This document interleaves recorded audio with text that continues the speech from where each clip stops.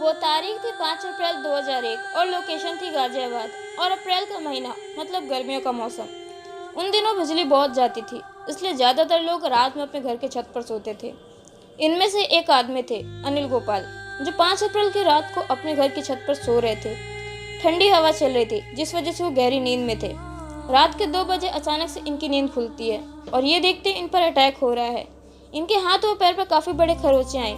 नींद में जैसे तैसे अटैकर से दूर हो जाते हैं। चूंकि रात का समय था और गहरा अंधेरा था, इन्हें ज्यादा दिखता नहीं कि आखिर किसने इन पर हमला किया था। इन्हें बस अंधेरे में कोई बंदर जैसी चीज गायब होती दिखती है। क्या थी वो चीज? क्या कोई क्रिएचर? इनका कोई भ्रम? किसी को नहीं पता। 2 हफ्ते तक सब कुछ शांत रहता है, लेकिन फिर 18 अप्रैल 2001 को इनके पड़ोस में एक और ऐसा केस होता है। विनोद नाम के व्यक्ति छत पर सो रहे थे कि रात के 3:15 पर अचानक से इनकी भी नींद खुलती है। इन पर भी हमला किया जा रहा था किसी के द्वारा। विनोद भी कहते हैं इन्हें दिखा नहीं अंधेरे में कि एग्जैक्टली इन पर कौन हमला कर रहा था, लेकिन कोई मंकी जैसा दिखने वाला क्रिएचर था। इससे पहले यहाँ रहने वाले लोग थोड़ा सोच पाते कि यहाँ क्या हो रहा है। अगली रात को एक और ऐसा सेम इंसिडेंट होता है। रहस्युद्दीन नाम के व्यक्ति अपने हट में सो रहे थे कि उन पर भी हमला किया जाता है एक बंदर जैसे जीव के द्वारा। ये इतनी बुरी तरह इंजर्ड होते हैं कि इन्हें 21 दिन रिकवरी में बिताने पड़ते हैं। और अब क्या था, देखते ही देखते इस काले बंदर का आतंक पूरी दिल्ली और आसपास के एरिया में फैल जाता है। अगले कुछ दिनों में कई सारे ऐसे केसेस मिलते हैं जहां पर हमला किया जा रहा था लोगों के ऊपर। कुछ के हाथों पर, कुछ के पैरों में खरोंचे आई, कुछ को काटा गया था किसी चीज के द्वारा। और हर तरफ से रिपोर्ट्स आने लगती हैं कि जो भी मिस्टीरियस क्रिएचर हमला कर रहा है, ये आधा आदमी है और आधा बंदर। ये कोई मंकी मैन है। Does the monkey man actually exist in our capital? आदमी को बंदर तो हम आज भी कहते हैं, लेकिन बंदर को मानव कहने की प्रथा तो 2001 में चली टेलीविजन चैनलों में।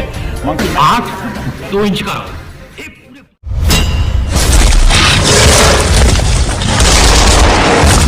अप्रैल और मई 2001 के बीच में दिल्ली पुलिस को से कम 100 कॉल्स आती हैं जहां पर लोग बोलते हैं उन पर हमला किया गया है मंकी मैन के द्वारा। शुरुआती कुछ हमले गाजियाबाद में हुए थे, लेकिन उसके बाद रिपोर्ट्स आने लगी दिल्ली, नोएडा और धीरे धीरे बाकी पास के जगहों से भी। टोटल में 65 से ज्यादा अलग अलग लोकेशन थी जहां से कॉल्स आई थी, रिपोर्ट्स किए गए थे। हर हमले की कहानी सेम होती थी। बीच रात में जब लोग अपने घर के छत पर सो रहे होते थे या घर के बाहर सो रहे होते थे, तो मंकी मैन आकर हमला करता था अचानक से और गायब हो जाता। ना कोई उसके फुटप्रिंट्स मिलते और ना कोई उसका ट्रेस मिलता। बस लोगों की बॉडी पर खरोंचे, कहीं पर इंजरी के मार्क्स, कहीं पर बाइट्स के मार्क्स। इस मंकी मैन ने दिल्ली में इतना डर फैलाया कि 3 लोगों ने अपनी जान भी खो दी। किसी मोहल्ले में मंकी मैन आते तो लोग चिल्ला चिल्ला कर बोलते, भागो भागो, काला बंदर आ रहा है। पैनिक से कभी खुद को चोट पहुंचा लेते, तो कभी घर में छुप जाते, तो कभी ऐसे भी केसेस आए कि लोग छत से ही कूद जाते थे।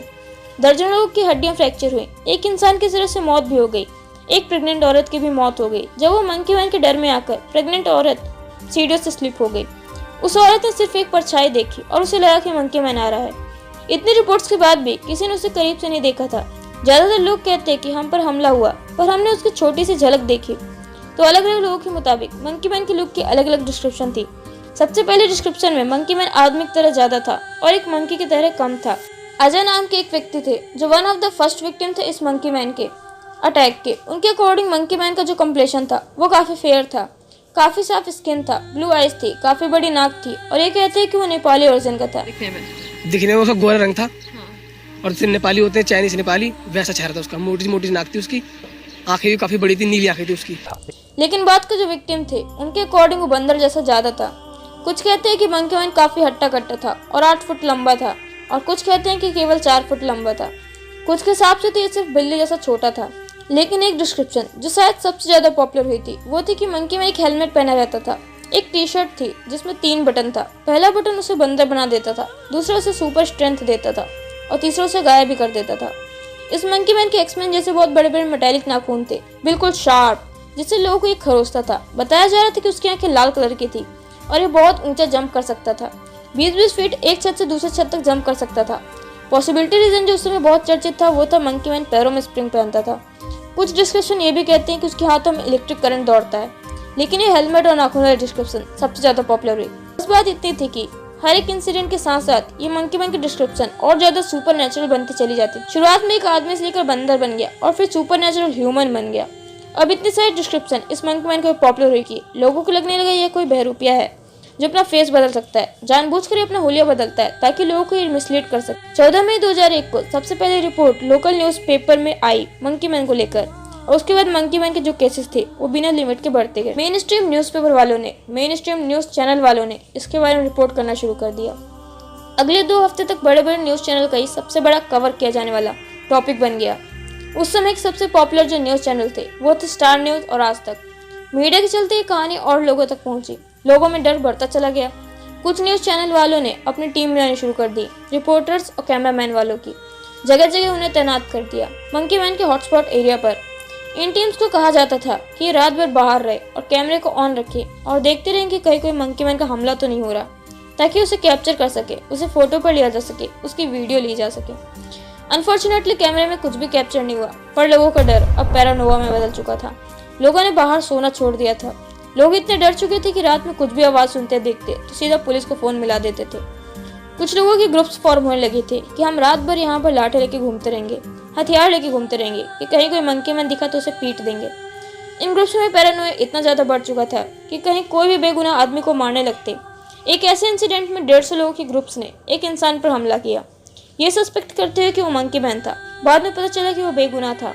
एक और ऐसी घटना में एक वैन ड्राइवर जो बहुत सुबह सुबह वैन चलाने लग रहा था, उस पर भी हमला किया गया और उसकी कई हड्डियां भी तोड़ दी गई। नॉर्थ ईस्ट दिल्ली में एक ऐसा केस हुआ जहां पर रघुनाथ पाठक नाम के व्यक्ति पर हमला किया गया, उनके ही भाई के द्वारा एज अ सस्पेक्ट कि वो मंकी मैन है। अब जब चीज़ें इस हद तक पहुंच गई थी तो पुलिस को भी इन सब में इन्वॉल्व होना पड़ा। लेकिन पुलिस करते हुए तो क्या करती, उनके पास कोई प्रॉपर डिस्क्रिप्शन तो था नहीं।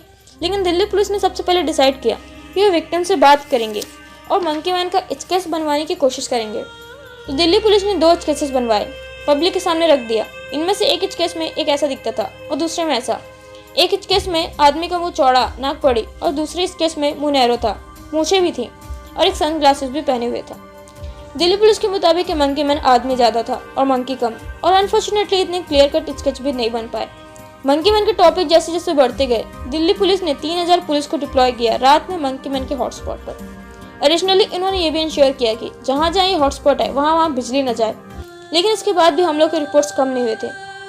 इसलिए 17 मई 2001 को farmer police commissioner Ajay Raj Sharma ने 50,000 रुपये का इनाम घोषित कर दिया उस इंसान के लिए जो मंकी मैन को पकड़ कर लाएगा या जो कुछ ऐसा बताएगा कि मंकी मैन पकड़ा जाए। लेकिन इसके बाद भी मंकी मैन का कुछ अता पता नहीं चला। 25 मई 2001 से मंकी मैन के केसेस डाउन होने लगे। हुआ क्या, दिल्ली पुलिस ने स्ट्रिक्ट एक्शन लेना शुरू किया उन लोगों के खिलाफ जो झूठी कॉल्स करेंगे पुलिस को।